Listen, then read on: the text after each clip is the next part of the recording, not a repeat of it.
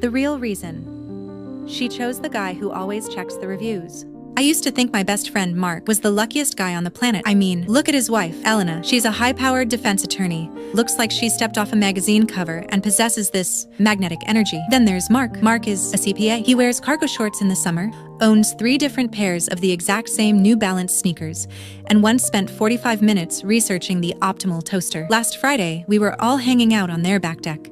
Elena's brother Tyler, who's basically a walking midlife crisis with a spray tan, leaned back, 3 beers deep, and said, "Elena, be real. You're a 10. Mark is, well, he's Mark. Why did you settle for the safe bet?" The air just sucked out of the room. I froze. Mark was inside getting more ice, but he was right by the screen door. He definitely heard it. Elena didn't get mad. She didn't even flinch. She just looked at her glass, swirled the wine, and said, "You think I settled, Tyler? That's funny." She looked toward the door, knowing Mark was there, and her voice got real quiet. "I spent my 20s dating exciting guys, the ones who lived for the adrenaline. But you know what? When my mom got sick, those guys weren't there. They were too busy being spontaneous."